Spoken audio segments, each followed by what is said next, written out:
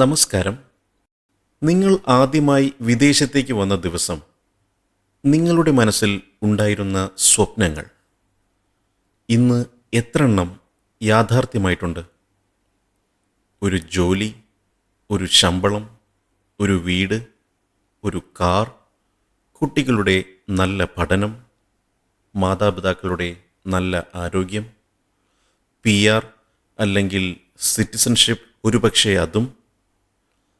അപ്പോൾ ഒരു ചോദ്യം: ഇതെല്ലാം നേടിയിട്ടും എന്തുകൊണ്ടാണ് ചില രാത്രികളിൽ ഉറക്കം വരാത്തത്? ചില സ്വപ്നങ്ങൾ പൂർത്തിയാകുമ്പോൾ ജീവിതം നിറയുന്നില്ല. ചിലപ്പോൾ അത് കൂടുതൽ ശൂന്യമാകുന്നു. ഈ ചോദ്യം കുറച്ച് ദിവസങ്ങൾക്ക് മുൻപ് ഓസ്ട്രേലിയയിൽ ഉള്ള എൻ്റെ ഒരു സുഹൃത്ത് അയച്ച സന്ദേശം വായിച്ചപ്പോൾ വീണ്ടും വീണ്ടും എൻ്റെ മനസ്സിൽ വന്നു. അദ്ദേഹം എഴുതിയത്: ചേട്ടാ, എനിക്ക് പരാതികളൊന്നുമില്ല. എല്ലാവരും പറയുന്നത് പോലെ ഞാൻ വിജയിച്ചു. പക്ഷേ എനിക്ക് സന്തോഷമില്ല. ആ ഒരു വരി ഞാൻ ഒരുപാട് നേരം വീണ്ടും വായിച്ചു. കാരണം അത് അദ്ദേഹത്തിൻ്റെ മാത്രം കഥയല്ലായിരുന്നു. അത് നമ്മളിൽ പലരുടെയും പറയാത്ത കഥയായിരുന്നു. കാരണം നമ്മൾ സാധാരണ പറയുന്നത്: എനിക്ക് ജോലിയില്ല, എനിക്ക് പണമില്ല, എനിക്ക് അവസരമില്ല. പക്ഷേ ആരും പറയാറില്ല എനിക്കെല്ലാമുണ്ട്, എന്നാൽ എന്തോ ഒന്നില്ല. ആ എന്തോ ഒന്ന് എന്താണ്? ഇന്ന് അതാണ് നമ്മൾ അന്വേഷിക്കാൻ പോകുന്നത്. പക്ഷേ അതിൻ്റെ ഉത്തരം നിങ്ങൾ കരുതുന്നതായിരിക്കില്ല. കാരണം ഇത് പണത്തിൻ്റെ കഥയല്ല, ജോലിയുടെ കഥയുമല്ല, വിദേശത്തിൻ്റെ കഥ പോലുമല്ല. ഇത് മനുഷ്യ മനസ്സിൻ്റെ കഥയാണ്. നിങ്ങൾ ഒരിക്കലെങ്കിലും ഫേസ്ബുക്ക് തുറന്നപ്പോൾ എല്ലാവരും സന്തോഷത്തിലാണെന്ന് തോന്നിയിട്ടുണ്ടോ? ഇൻസ്റ്റാഗ്രാം നോക്കുമ്പോൾ മറ്റുള്ളവരുടെ ജീവിതം കണ്ട് എന്തുകൊണ്ട് ഇത്ര മനോഹരമാണെന്ന് തോന്നിയിട്ടുണ്ടോ? അതേസമയം സ്വന്തം ജീവിതം മാത്രം എന്തോ നഷ്ടപ്പെട്ട പോലെ തോന്നിയിട്ടുണ്ടോ? അങ്ങനെയെങ്കിൽ ഈ സംഭാഷണം ഇന്ന് നിങ്ങൾക്കുള്ളതാണ്.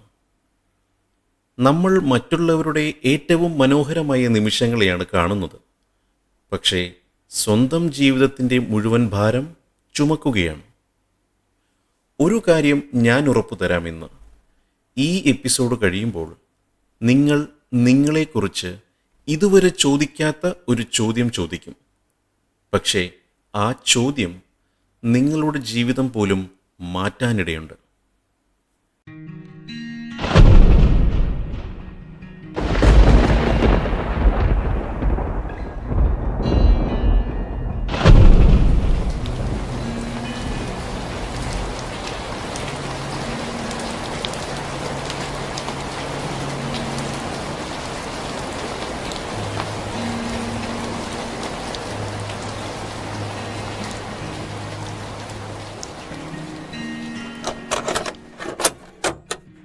ഉൾസ്വരത്തിലേക്ക് സ്വാഗതം. ഞാൻ ഒരു പ്രവാസി. ഈ ചാനൽ ഇതുവരെ സബ്സ്ക്രൈബ് ചെയ്തിട്ടില്ലെങ്കിൽ ഇപ്പോൾ തന്നെ ചെയ്യൂ. കാരണം നമ്മളിവിടെ സംസാരിക്കുന്നത് ജീവിതത്തിൽ എല്ലാവർക്കും സംഭവിക്കുന്ന കാര്യങ്ങളെക്കുറിച്ചാണ്. പക്ഷേ വളരെ കുറച്ചാളുകൾ മാത്രം ഉറക്കെ സംസാരിക്കുന്ന കാര്യങ്ങളെക്കുറിച്ച്. ഒരുപക്ഷെ കേട്ടുകൊണ്ടിരിക്കുന്ന താങ്കളും അതിലൊരാളാകാം. ഒരു കുഞ്ഞിനെ നടക്കാൻ പഠിപ്പിക്കുമ്പോൾ ആരും പറയാറില്ല വേഗം ഓടിക്കേ. ആദ്യം അവൻ നടക്കാൻ പഠിക്കും, പിന്നെ ഓടാൻ പഠിക്കും. പക്ഷെ ജീവിതം ഒരു വിചിത്രമായ കാര്യം ചെയ്തു. നമ്മൾ വളർന്നപ്പോൾ ആരോ നമ്മെ ഓടാൻ മാത്രം പഠിപ്പിച്ചു. സ്കൂളിൽ മാർക്ക്, കോളേജിൽ റാങ്ക്, ജോലിയിൽ പ്രൊമോഷൻ, വിദേശത്ത് സാലറി, പിന്നെ വീട്, കാറ്, ഇൻവെസ്റ്റ്മെൻറ്റ്, അടുത്ത ലക്ഷ്യങ്ങൾ, അടുത്ത ലക്ഷ്യങ്ങൾ, അടുത്ത ലക്ഷ്യങ്ങൾ. ഒരാൾ പോലും ഒരു ദിവസം പോലും നമ്മളോട് ചോദിച്ചില്ല: നീ സുഖമായിരിക്കുന്നു, നീ സന്തോഷവാനാണോ, അല്ലെങ്കിൽ നീ സന്തോഷവതിയാണോ? പകരം എല്ലാവരും ചോദിച്ചത് അടുത്ത ലക്ഷ്യം എന്താണ്, അല്ലെങ്കിൽ അടുത്ത പ്ലാൻ എന്താണ്. ജീവിതം നമ്മളെ വിജയിക്കാൻ പഠിപ്പിച്ചു, പക്ഷേ ജീവിക്കാൻ പഠിപ്പിച്ചില്ല. ഇനി ഇവിടെ ഒരു ചെറിയ കാര്യം ശ്രദ്ധിക്കൂ. ഇപ്പോൾ ഞാനൊരു ചോദ്യം ചോദിക്കുന്നു. നിങ്ങളുടെ ജീവിതത്തിൽ അവസാനമായി ഒരു ലക്ഷ്യം നേടിയ ദിവസം നിങ്ങൾ എത്ര ദിവസം സന്തോഷിച്ചിരുന്നു? ഒരു ദിവസം? 2 ദിവസം? ഒരാഴ്ച? അതിനുശേഷം എന്ത് സംഭവിച്ചു? ഒരു പുതിയ ലക്ഷ്യം, അല്ലേ? പുതിയ ശമ്പളം കിട്ടിയപ്പോൾ കുറച്ച് ദിവസങ്ങൾ സന്തോഷമായി. പിന്നെ ആ ശമ്പളം സാധാരണ രീതിയിലായി. കാർ വാങ്ങിയപ്പോൾ ഫോട്ടോ എടുത്തു വെച്ചു, വീട്ടിലേക്ക് അയച്ചു, സുഹൃത്തുക്കൾ അഭിനന്ദിച്ചു. പക്ഷേ ഇന്ന് ആ കാർ വെറും ഒരു വാഹനം മാത്രമാണ്. ആദ്യ PR കിട്ടിയപ്പോൾ എല്ലാവരും ആഘോഷിച്ചു. പിന്നെ സിറ്റിസൺഷിപ്പ്, പിന്നെ വലിയ വീട്, പിന്നെ കുട്ടികളുടെ ഭാവി, പിന്നെ റിട്ടയർമെന്റ്.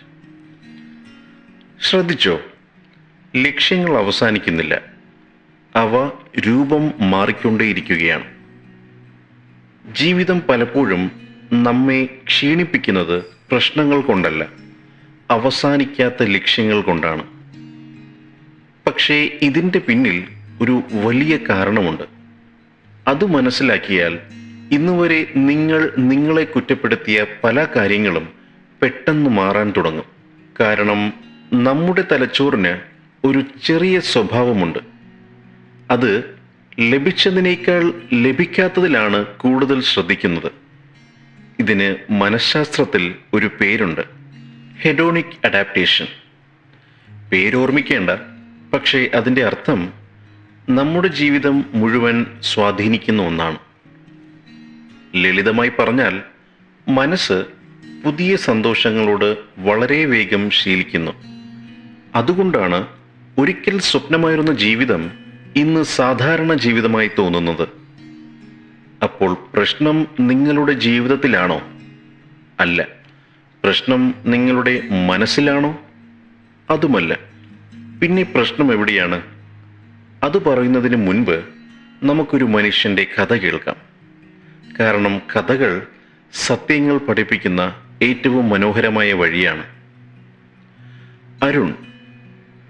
അരുണിന് 38 വയസ്സ്. കാനഡയിൽ IT ജോലി, ഭാര്യ, 2 കുട്ടികൾ, സ്വന്തം വീട്. വർഷത്തിലൊരിക്കൽ കേരളത്തിൽ വരും. നാട്ടിലുള്ള അവൻ്റെ സുഹൃത്തുക്കളും ബന്ധുക്കളുമെല്ലാം പറയും അവൻ്റെ ലൈഫ് സെറ്റിൽഡാണ്. അരുണും അത് തന്നെയാണ് വിശ്വസിച്ചിരുന്നത് കുറേ വർഷങ്ങൾ. പക്ഷേ ഒരു രാത്രി, മഞ്ഞു പെയ്യുന്ന ഒരു ഡിസംബർ രാത്രിയിൽ എല്ലാം മാറി. അന്ന് രാത്രി 2 മണിക്ക് അവൻ ഉണർന്നു. പ്രത്യേകിച്ച് കാരണമൊന്നുമില്ല, ഉറക്കം പോയി. വീണ്ടും ഉറങ്ങാൻ നോക്കി, കഴിഞ്ഞില്ല. ജനാല തുറന്നു, പുറത്തു നോക്കി. പുറത്ത് നല്ല മഞ്ഞ് വീഴുകയാണ്. വീടുകളെല്ലാം നിശബ്ദം. കാറുകൾ മുഴുവൻ വെള്ള നിറത്തിൽ. ലോകം മുഴുവൻ ഉറങ്ങുകയാണ്. പക്ഷേ അരുണിൻ്റെ മനസ്സ് മാത്രം ഓടുകയാണ്. എനിക്കെന്താണ് സംഭവിക്കുന്നത്? ആദ്യമായി അവൻ ആ ചോദ്യം സ്വയം ചോദിച്ചു. പക്ഷേ ഉത്തരം കിട്ടിയില്ല. അടുത്ത ദിവസം ജോലിക്ക് പോയി. ചിരിച്ചു, മീറ്റിങ്ങിൽ സംസാരിച്ചു, കോഫി കുടിച്ചു, വീട്ടിലേക്ക് തിരിച്ചു വന്നു. അതിനുശേഷം കുട്ടികളോടൊപ്പം കളിച്ചു. എല്ലാം സാധാരണ പോലെ. പക്ഷേ ഉള്ളിൽ എന്തോ ശരിയായിരുന്നില്ല. ചില വേദനകൾ മുഖത്ത് കാണില്ല, അത് നിശബ്ദതയിലാണ് താമസിക്കുന്നത്. ആദ്യം അരുൺ കരുതിയത് ഇത് ക്ഷീണമാണെന്നാണ്. ശേഷം ഒരു വെക്കേഷന് പോയി. വെറും 2 ആഴ്ച. തിരിച്ചു വന്നപ്പോൾ വീണ്ടും അതേ ശൂന്യത. പിന്നെ അവൻ കരുതി ജോലിയാണ് പ്രശ്നമെന്ന്. അങ്ങനെ കമ്പനി മാറ്റി. വലിയ ശമ്പളം, പുതിയ ഓഫീസ്, പുതിയ ആളുകൾ. 3 മാസം വീണ്ടും അതേ തോന്നൽ. അപ്പോൾ അവൻ കരുതി വീട് ചെറുതാണ്, അതിനാൽ വലിയ വീട് വാങ്ങി. 5 മാസം കഴിഞ്ഞു. വീണ്ടും അതേ ചോദ്യം. എന്താണ് ശരിക്കും എനിക്ക് വേണ്ടത്? അതാണ് ജീവിതത്തിലെ ഏറ്റവും അപകടകരമായ ചോദ്യം. കാരണം പലപ്പോഴും അതിന് നമ്മൾ തെറ്റായ ഉത്തരമാണ് അന്വേഷിക്കുന്നത്. പുതിയ ജോലി, പുതിയ കാർ, പുതിയ ഫോൺ, പുതിയ രാജ്യം, പുതിയ ബിസിനസ്. പക്ഷേ പ്രശ്നം ഇവയൊന്നുമല്ലെങ്കിലോ? ഒരു ദിവസം അരുൺ തൻ്റെ പഴയ ആൽബം തുറന്നു. കേരളത്തിലെ ചിത്രങ്ങൾ, സ്കൂൾ, കോളേജ്, സുഹൃത്തുക്കൾ, ക്രിക്കറ്റ്, മഴ, ചായക്കട, വൈകുന്നേരങ്ങൾ. അവൻ കരഞ്ഞില്ല. പക്ഷേ ഒരു കാര്യം മനസ്സിലാക്കി. അവൻ കേരളത്തെ മിസ് ചെയ്യുകയായിരുന്നില്ല, അവനെ തന്നെയായിരുന്നു മിസ് ചെയ്തത്. ആ വാക്ക് വീണ്ടും കേട്ടു നോക്കൂ. കേരളമല്ല, സ്വയം. വിദേശത്തേക്ക് വന്നപ്പോൾ അവൻ ജോലി മാറ്റി, രാജ്യം മാറ്റി, സമയം മാറ്റി, ഭാഷ മാറ്റി, ശീലങ്ങൾ മാറ്റി, സുഹൃത്തുക്കൾ മാറി. പക്ഷേ അതിനിടയിൽ അവൻ അറിയാതെ നഷ്ടപ്പെട്ടത് ഒരു മനുഷ്യനെയായിരുന്നു. ആ മനുഷ്യൻ അവൻ തന്നെയായിരുന്നു. ചിലർക്ക് നാട് നഷ്ടപ്പെടുന്നില്ല, സ്വയം നഷ്ടപ്പെടുകയാണ്. ഇവിടെയാണ് നമ്മൾ എല്ലാവരും ഒരു ചെറിയ തെറ്റ് ചെയ്യുന്നത്. പക്ഷേ അതൊരു ചെറിയ തെറ്റായി കണക്ക് കൂട്ടാൻ പറ്റില്ല. ജീവിതം മുഴുവൻ മാറാവുന്ന ഒരു തെറ്റാണത്. ആ തെറ്റെന്താണെന്ന് വെച്ചാൽ, നമ്മൾ നമ്മുടെ സന്തോഷത്തെ ഭാവിയിലെ ഏതെങ്കിലും ഒരു അവസ്ഥയിലേക്ക് കെട്ടിയിടുന്നു. എനിക്കൊരു ജോലി കിട്ടിയാൽ എനിക്ക് സമാധാനമാകും. എൻ്റെ വീട് പണി തീർന്നാൽ എനിക്ക് വിശ്രമിക്കാം. എൻ്റെ കുട്ടികൾ പഠിച്ചു കഴിഞ്ഞാൽ എനിക്കൊരു യാത്ര ചെയ്യാം. താങ്കളിത് ശ്രദ്ധിച്ചോ? നമ്മൾ സമാധാനമായി ഇരിക്കാൻ ജീവിതത്തോട് തന്നെ നമ്മൾ ചില നിബന്ധനകൾ വയ്ക്കുകയാണ്. സന്തോഷമെന്നത് ഒരു കണ്ടീഷനല്ല, സന്തോഷമെന്നത് ഒരു പ്രോസസ്സാണ്. പക്ഷേ അരുണിൻ്റെ കാര്യത്തിലേക്ക് നമുക്ക് വീണ്ടും വരാം. അവൻ ആ പഴയ ആൽബം നോക്കിയിരിക്കുമ്പോൾ ഒരു ഗന്ധം അവനെ വേട്ടയാടി. ആ മഴ നനഞ്ഞ മണ്ണിൻ്റെ മണം. അവിടെയാണ് ഈ എപ്പിസോഡിലെ ആദ്യത്തെ ക്യൂരിയോസിറ്റി ലൂപ്പ് ക്ലോസ് ആകുന്നത്. അരുണിന് തിരിച്ചറിഞ്ഞ ആ സത്യം നിങ്ങൾക്കും നിങ്ങളെക്കുറിച്ച് മനസ്സിലാക്കാൻ സാധിക്കുന്ന ഒന്നാണ്. അരുൺ ചിന്തിച്ചത് താൻ പരാജയപ്പെട്ടത് കൊണ്ടല്ല ഈ ശൂന്യത തോന്നുന്നത് എന്നാണ്. മറിച്ച് താൻ വിജയിച്ചത് മറ്റുള്ളവരുടെ അളവുകോലുകൾ വെച്ചാണ് എന്ന് അവൻ തിരിച്ചറിഞ്ഞു. നമ്മുടെ നാട്ടിലൊരു ചൊല്ലുണ്ട്, അയൽക്കാരൻ്റെ പുര കത്തുമ്പോൾ വാനക്കോഴി പാടി നടക്കുമെന്ന്. പക്ഷേ പ്രവാസത്തിലോ, അയൽക്കാരൻ്റെ പുര തിളങ്ങുമ്പോൾ നമ്മുടെ ഉള്ളിൽ ഒരു ചെറിയ തീ ഉണ്ടാകാറുണ്ട്. അതാണ് രണ്ടാമത്തെ കാര്യം. നിങ്ങളുടെ സോഷ്യൽ മീഡിയ ഒന്ന് തുറന്നു നോക്കൂ. പ്രത്യേകിച്ച് ഡയസ്പൊറ ഗ്രൂപ്പുകൾ അല്ലെങ്കിൽ കുടുംബത്തിലെ വാട്സാപ്പ് ഗ്രൂപ്പുകൾ. അവിടെ നിങ്ങൾ എന്താണ് കാണുന്നത്? ഒരാൾ കാനഡയിലേക്ക് പറക്കുന്നു, മറ്റൊരാൾ ഓസ്ട്രേലിയയിൽ പുതിയ വീട് വാങ്ങി, മറ്റൊരാൾ യൂറോപ്പിലേക്ക് ട്രിപ്പ് പോകുന്നു. പെട്ടെന്ന് നിങ്ങളുടെ മനസ്സിലൊരു ചോദ്യമുണ്ടാകും, ഞാൻ ഇത്രത്തോളം ചെയ്തത് മതിയോ? മറ്റുള്ളവരുടെ ജീവിതം കാണുമ്പോൾ നമ്മുടെ ജീവിതം എന്തോ പോസ് ബട്ടൺ ഞെക്കിയതുപോലെ തോന്നുന്നു, അല്ലേ? പക്ഷേ ഒരു നിമിഷം നിൽക്കൂ. ഈ താരതമ്യം അത് നിങ്ങളെ എവിടെയാണ് എത്തിക്കുന്നത്? സൈക്കോളജിസ്റ്റുകൾ പറയുന്നത് ഇതിനെ സോഷ്യൽ കമ്പാരിസൺ തിയറി എന്നാണ്. നമ്മൾ നമ്മളെ തന്നെ വിലയിരുത്തുന്നത് മറ്റുള്ളവരുമായി നോക്കിയാണ്. പക്ഷേ ഇവിടെയാണ് ഒരു ചതിക്കുഴിയുള്ളത്. നിങ്ങൾ കാണുന്നത് മറ്റുള്ളവരുടെ എഡിറ്റ് ചെയ്ത ജീവിതമാണ്.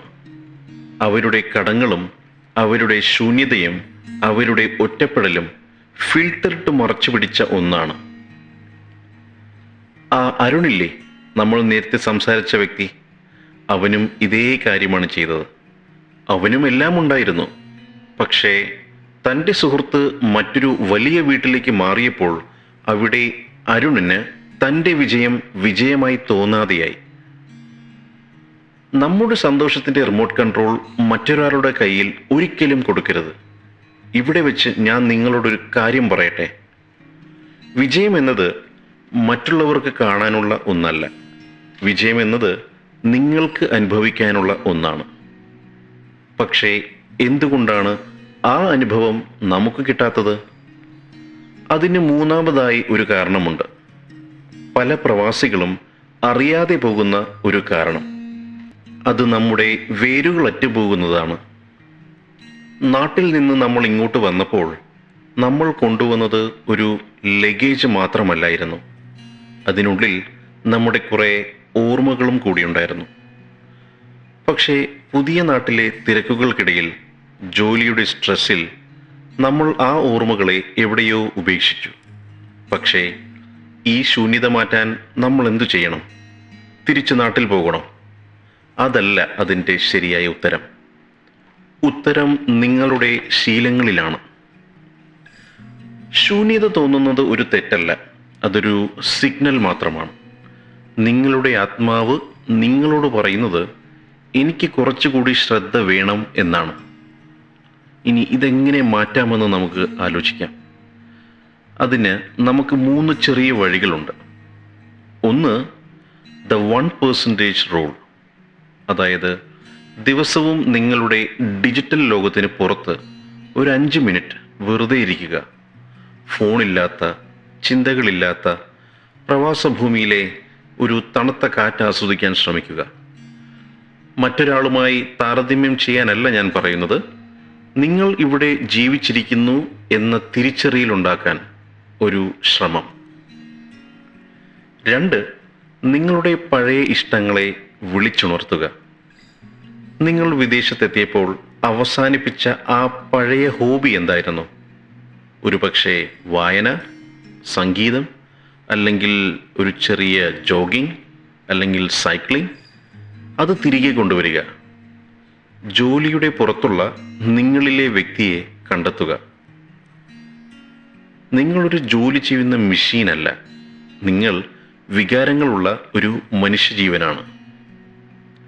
മൂന്നാമത്തെ വഴി എന്താണെന്ന് വെച്ചാൽ യഥാർത്ഥ ബന്ധങ്ങൾ. ആഴ്ചയിൽ ഒരിക്കലെങ്കിലും കാര്യങ്ങളൊന്നുമില്ലാതെ ഒരു സുഹൃത്തിനെ വിളിച്ചു നോക്കുക. പണത്തെക്കുറിച്ചോ പ്രൊമോഷനെക്കുറിച്ചോ അല്ലാതെ സംസാരിക്കുക. നമ്മുടെ പഴയ മലയാളം, നമ്മുടെ പഴയ തമാശകൾ, അതാണ് നിങ്ങളുടെ മരുന്ന്. അരുൺ ഇത് ചെയ്തു. ഞാൻ പരിചയപ്പെടുത്തിയില്ലല്ലോ. അരുൺ എൻ്റെ സുഹൃത്താണ്. ഞാൻ സുഹൃത്തെന്ന വിവരം ഇതുവരെ പറഞ്ഞിട്ടില്ല. അവൻ വലിയ വീട് വിറ്റു ചെറിയ വീട്ടിലേക്ക് വന്നില്ല. അവൻ ജോലി രാജിവെച്ചില്ല. അവൻ ചെയ്തത് തൻ്റെ സമയം തനിക്ക് വേണ്ടി മാറ്റിവെച്ചു. താരതമ്യം ചെയ്യുന്നത് നിർത്തി. കുട്ടികളോട് തൻ്റെ നാടിനെക്കുറിച്ച് സംസാരിക്കാൻ തുടങ്ങി. അന്നു മുതൽ ആ ഡിസംബർ രാത്രികളിലെ ഉറക്കമില്ലായ്മ അവനെ തേടി വന്നിട്ടില്ല. കാരണം ആ സമയം അവൻ ശൂന്യതയെ ഭയപ്പെടുകയായിരുന്നു. മറിച്ചിന്നോ ശൂന്യതയെ സ്നേഹം കൊണ്ട് നിറയ്ക്കാൻ തുടങ്ങി. ഇപ്പോൾ ഒരു കാര്യം ഞാൻ നിങ്ങളോട് ചോദിക്കട്ടെ. നിങ്ങൾ ആദ്യമായി വിദേശത്ത് വന്നപ്പോൾ നിങ്ങൾ ആരെയായിരുന്നു രക്ഷിക്കാൻ ശ്രമിച്ചത്? നിങ്ങളുടെ കുടുംബത്തെ? നിങ്ങളുടെ മാതാപിതാക്കളെ? നിങ്ങളുടെ പുതിയ ജീവിതത്തെ, അല്ലെങ്കിൽ ഭാവിയെ? അതെ, അതാണ് സത്യം. പക്ഷേ ആ ഓട്ടത്തിനിടയിൽ ഒരാളെ മാത്രം നിങ്ങൾ മറന്നു. ആ മനുഷ്യൻ നിങ്ങൾ തന്നെയായിരുന്നു.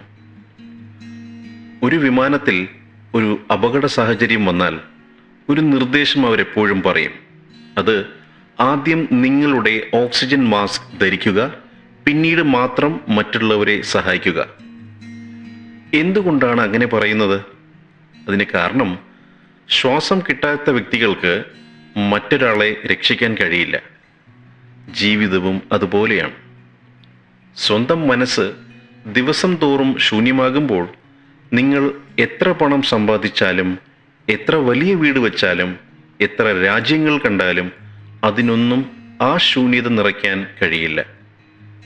ലോകം മുഴുവൻ ജയിച്ചിട്ടും സ്വന്തം മനസ്സ് നഷ്ടപ്പെട്ടാൽ അതിനെ വിജയമെന്ന് വിളിക്കാൻ കഴിയുമോ? ഒരിക്കലും കഴിയില്ല. നമ്മൾ വിജയത്തെക്കുറിച്ച് വളരെ സംസാരിക്കാറുണ്ട്, പക്ഷേ വിജയത്തിൻ്റെ വിലയെക്കുറിച്ച് വളരെ കുറച്ച് മാത്രമേ സംസാരിക്കാറുള്ളൂ.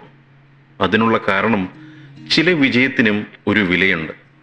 ചിലർ സമയം കൊടുക്കും, ചിലർ ആരോഗ്യം കൊടുക്കും, ചിലർ ബന്ധങ്ങൾ കൊടുക്കും.